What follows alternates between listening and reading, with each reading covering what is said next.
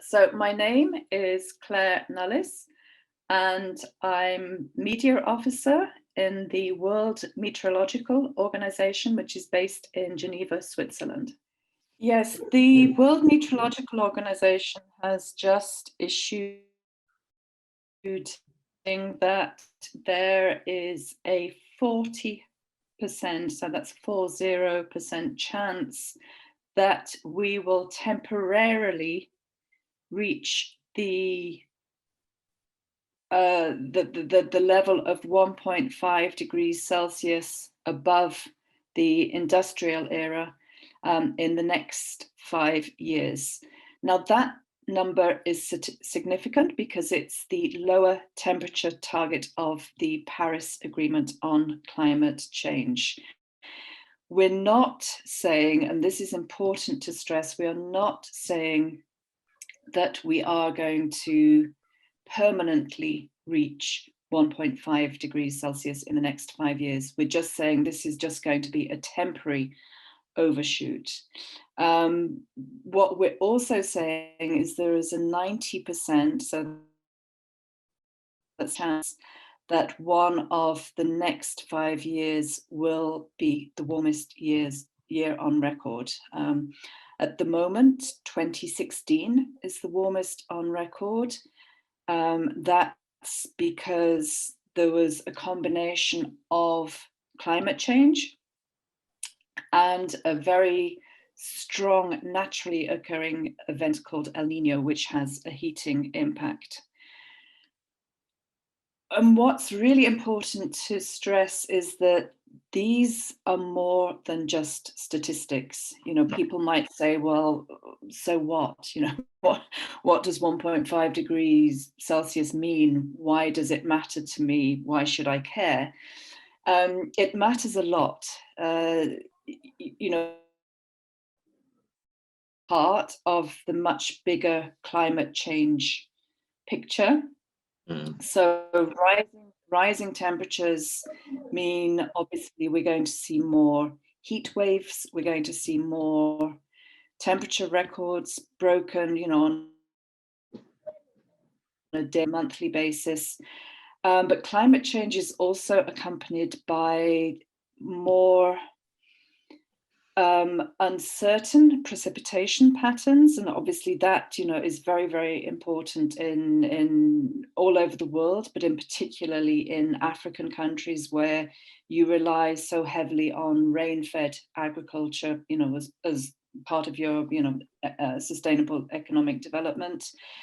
It's also, rising temperatures also mean that glaciers and ice are retreating. This then means that sea levels are rising, and that in turn leads to more coastal hazards for, you know, for people who live on coastlines. You know, the storms when they hit are likely to be more intrusive than in the past. And it also means it's not just rising temperatures on the land. You know, our seas, the oceans are becoming warmer and they're becoming more acidic because of carbon dioxide. And so this is having a major impact on fisheries. You know, fish stocks are migrating to cooler waters, and the acidity of the waters is having a harmful effect on, you know, on marine life and the food chain. So this would mean that we might not be able to meet the target. What Paris Agreement actually said, you remember this agreement said that we have to limit the temperature increase even further to 1.5 degrees Celsius. So it means that with these new findings, it means that we are likely not to meet that target.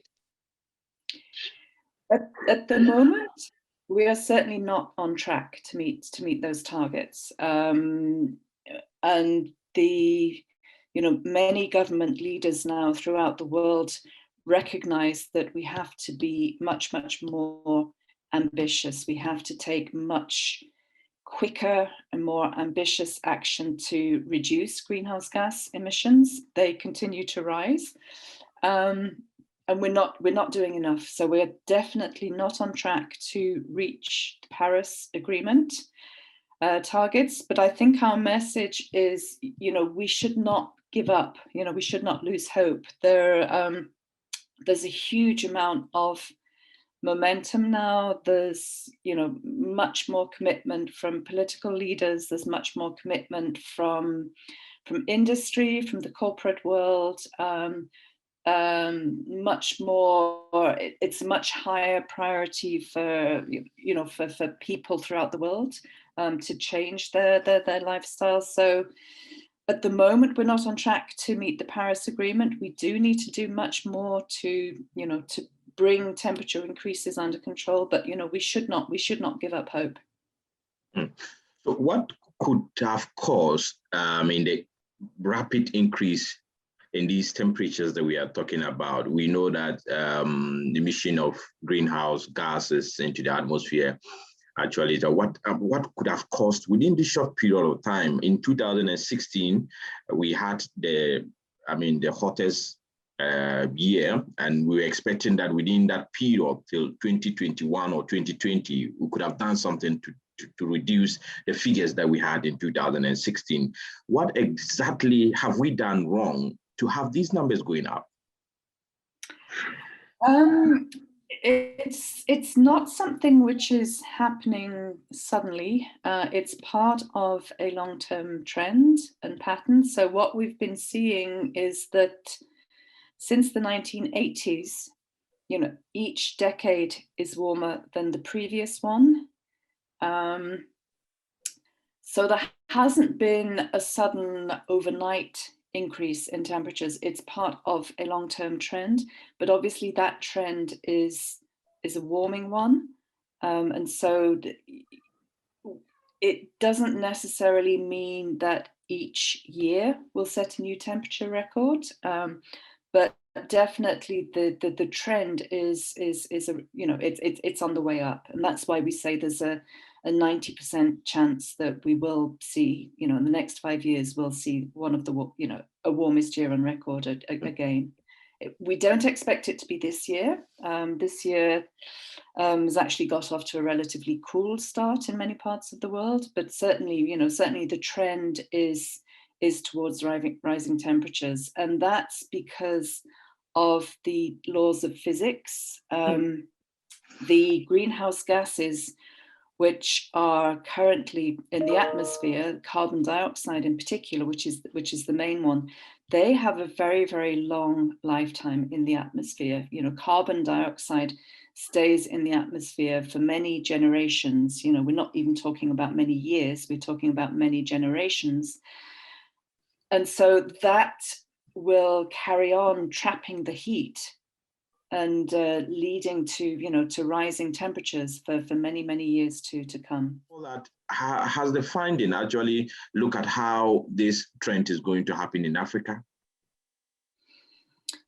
There's not a specific focus on Africa in the report that we just released, but what we can say is that climate change is here, it's happening now, and we have to adapt to it. And certainly as far as the World Meteorological Organization is concerned, we have a lot of projects, we're doing a lot of work in Africa to try to increase the resilience of farmers, of local communities to extreme weather, such as flooding, heavy rainfall.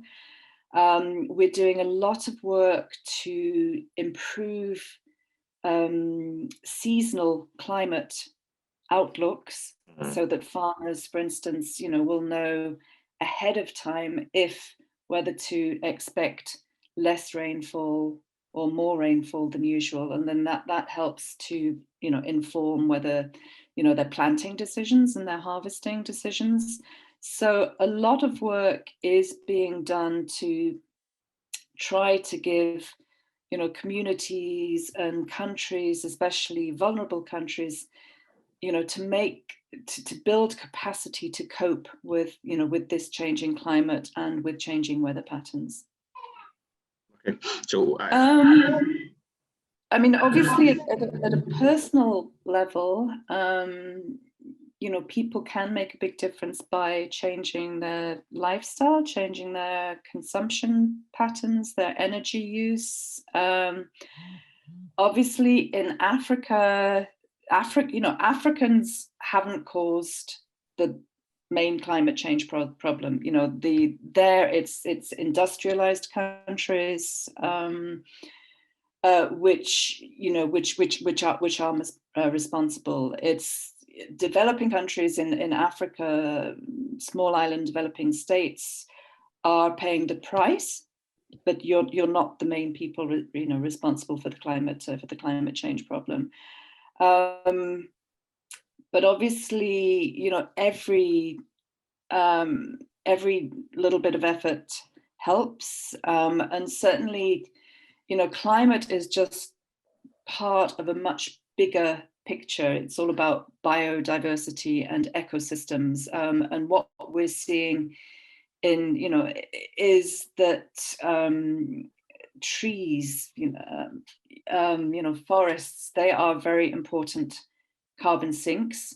So when we have deforestation, which we are seeing in African countries, that not only does it emit carbon dioxide when we burn rainforests and forests, but it also reduces the future capacity of carbon sinks. So it reduces the future capacity of trees to absorb carbon dioxide. So obviously, preservation of forests is a really important contribution that governments throughout Africa can make, and every gesture, every little bit of action helps. So finally, did the research also look at the health implications? What actually these, weather patterns is going to bring? Is it going to have any kind of health implications on the people? Yes, climate change has big health implications. What we're seeing now is an increase in heat-related problems, especially among vulnerable populations, such as the elderly, the very young. So certainly, heat-related stress is on the rise and is expected to increase. And then you have all the water-related health issues. In situations where we have drought, we see, food insecurity, which tends to, lead to problems of undernutrition, malnutrition. Then the other side of the coin is when we have excess rainfall and flooding, then you see an increase in waterborne diseases, such as cholera.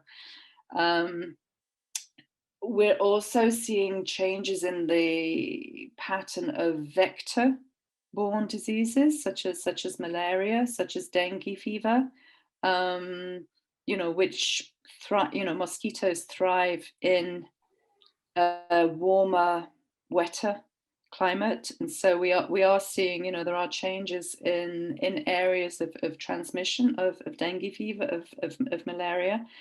But having said that, our instruments, to deal with climate-related diseases are improving. With better seasonal forecasts, we know in advance if it's going to be a wetter than average season. We can predict that there will be, a higher incidence of waterborne diseases, and so we can prepare. And what's happening more and more is that meteorological services are working much more closely with the health community than they did in the past, and so it's a much more integrated effort. All right, thank you so much. Before I let you go, your final words. Sorry? Your final words? My final words is thank you. Thank you very much for inviting me to to speak to you. It's important that we do take climate action, but it's also important, we must not give up hope. That is very Thanks very much. Have a nice day. Bye bye.